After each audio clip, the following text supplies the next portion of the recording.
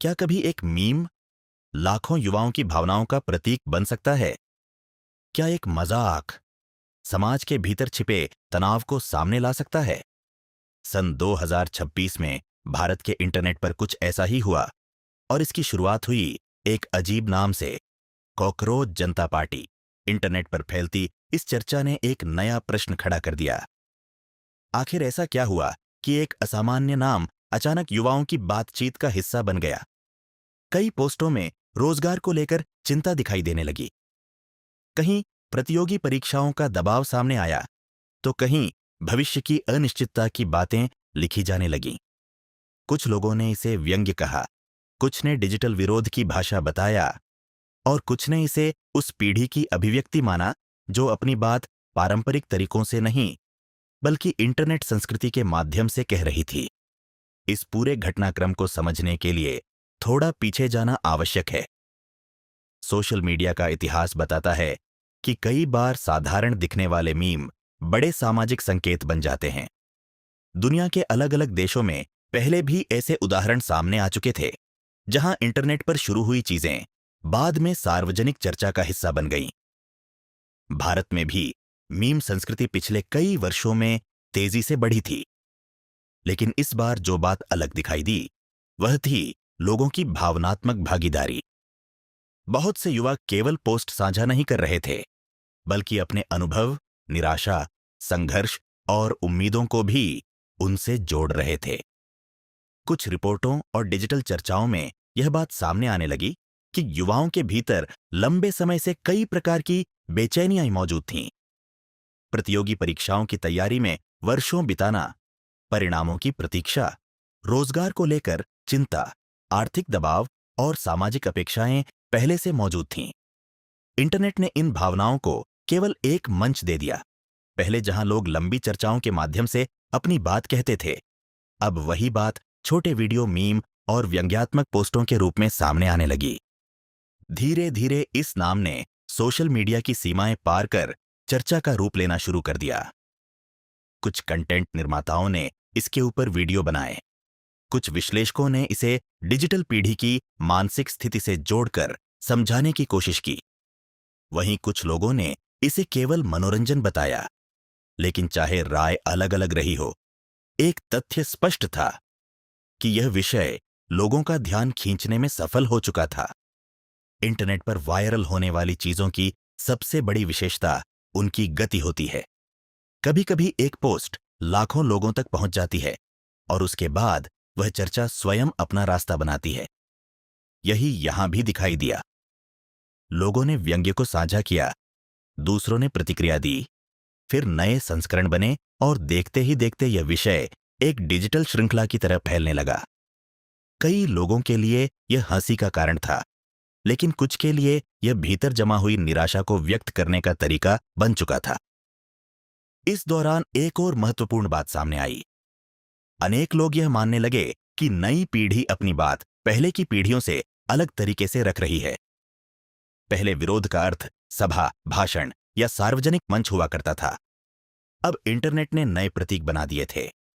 एक चित्र, एक मीम, एक नाम या एक हैशटैग भी चर्चा की दिशा बदल सकता था। यही कारण था कि कुछ विशेषज्ञों ने इसे केवल मजाक मानने से बचने की सलाह दी। हालांकि उपलब्ध जानकारी के अनुसार इसे किसी आधिकारिक राजनीतिक संगठन के रूप में नहीं देखा गया। यह मुख्य रूप से एक व्यंग्यात्मक और इंटरनेट आधारित सामाजिक ट्रेंड के रूप में सामने आया। इसीलिए इसके बारे में फैली हर जानकारी को तथ्य मान लेना सही नहीं था। सोशल मीडिया पर कई बार भावनाएं वास्तविकता से तेज चलती हैं और इसी कारण सत्यापन आवश्यक हो जाता है। लेकिन इसके बावजूद यह प्रश्न बना रहा कि लोग इससे जुड़े क्यों? इसका उत्तर शायद उन पोस्टों में छिपा था जिनमें भविष्य को लेकर चिंता दिखाई देती थी। उन वीडियो में जहां संघर्ष की बातें थीं, उन टिप्पणियों में जहां लोग अपने अनुभव साझा कर रहे थे। संभव है कि यह केवल एक अस्थायी ट्रेंड हो। यह भी संभव है कि कुछ समय बाद इसका नाम इंटरनेट इतिहास का हिस्सा बन जाए। लेकिन इतना निश्चित था कि सन 2026 में इसने युवाओं की भावनाओं, डिजिटल संस्कृति और सामाजिक चर्चा को एक साथ जोड़ दिया। यही इस कहानी का सबसे बड़ा रहस्य था। लोग एक नाम पर नहीं रुके थे, वे उस भावना पर प्रतिक्रिया दे रहे थे जो उस नाम के पीछे दिखाई दे रही थी। शायद यही कारण था कि यह ट्रेंड सामान्य वायरल सामग्री से आगे बढ़ गया और चर्चा का विषय बन गया। समय के साथ यह ट्रेंड और अधिक लोगों तक पहुंचने लगा। अलग अलग शहरों से युवा इसके बारे में पोस्ट करने लगे। कुछ लोग इसे व्यंग्यात्मक क्रांति कह रहे थे, तो कुछ इसे केवल इंटरनेट की क्षणिक हलचल बता रहे थे। लेकिन इस पूरे घटनाक्रम में सबसे अधिक ध्यान खींचने वाली बात यह थी कि लोग इस विषय को केवल मजाक के रूप में नहीं देख रहे थे। बहुत से युवाओं की प्रतिक्रियाओं में वास्तविक तनाव और असंतोष दिखाई देने लगा था। इंटरनेट पर साझा किए गए संदेशों में बार बार भविष्य की चिंता, असफलताओं का दबाव और लगातार बढ़ती प्रतिस्पर्धा की चर्चा सामने आ रही थी। डिजिटल दुनिया का प्रभाव अब इतना बढ़ चुका था कि किसी भी ट्रेंड को केवल मनोरंजन कहकर अनदेखा करना आसान नहीं रह गया था। पिछले कुछ वर्षों में सोशल मीडिया केवल समय बिताने का माध्यम नहीं रहा, यह लोगों की सोच, भावनाओं और प्रतिक्रियाओं का दर्पण बन चुका था। यही कारण था कि जब कॉकरोच जनता पार्टी जैसे नाम के साथ हजारों पोस्ट दिखाई देने लगे, तब कई विश्लेषकों ने इसे सामाजिक संकेत के रूप में समझने की कोशिश की। कुछ रिपोर्टों में यह भी कहा गया कि इंटरनेट की नई पीढ़ी अब अपनी बात सीधे शब्दों में नहीं, बल्कि प्रतीकों और व्यंग्य के माध्यम से कहती है। मीम संस्कृति केवल हंसी तक सीमित नहीं रहती। कई बार उसके भीतर छिपे संदेश समाज की वास्तविक स्थिति को भी दर्शाते हैं। यही कारण था कि कुछ विशेषज्ञों ने इस ट्रेंड को डिजिटल अभिव्यक्ति का उदाहरण बताया। उनके अनुसार इंटरनेट ने युवाओं को एक ऐसी भाषा दे दी थी जहां वे बिना लंबे भाषणों के भी अपनी भावनाएं व्यक्त कर सकते थे। इस दौरान सोशल मीडिया प्लेटफॉर्मों पर बड़ी संख्या में ऐसे वीडियो सामने आए जिनमें लोग अपने संघर्षों की बातें कर रहे थे। कोई वर्षों से परीक्षा की तैयारी कर रहा था, कोई नौकरी की तलाश में था, तो कोई लगातार असफलताओं के बाद निराश महसूस कर रहा था। इन अनुभवों ने इस ट्रेंड को केवल व्यंग्य से आगे बढ़ाकर भावनात्मक रूप देना शुरू कर दिया। बहुत से लोगों ने इसे उस पीढ़ी का प्रतीक मान लिया जो लगातार दबाव के बीच अपना स्थान बनाने की कोशिश कर रही थी। हालांकि दूसरी ओर ऐसे लोग भी थे जो इसे इंटरनेट की सामान्य प्रवृत्ति बता रहे थे। उनका मानना था कि सोशल मीडिया पर हर कुछ दिनों में नया ट्रेंड आता है और फिर धीरे धीरे समाप्त हो जाता है। इंटरनेट की दुनिया तेजी से बदलती है और लोगों का ध्यान भी बहुत जल्दी दूसरी चीजों की ओर चला जाता है। इसीलिए यह कहना कठिन था कि यह विषय लंबे समय तक प्रभाव बनाए रखेगा या नहीं। फिर भी एक बात लगातार स्पष्ट होती जा रही थी। यह ट्रेंड केवल एक नाम के कारण वायरल नहीं हुआ था। इसके पीछे वह वातावरण मौजूद था जिसमें बड़ी संख्या में युवा जी रहे थे। प्रतिस्पर्धा बढ़ रही थी, अवसर सीमित महसूस हो रहे थे और डिजिटल दुनिया हर भावना को तुरंत सार्वजनिक बना रही थी।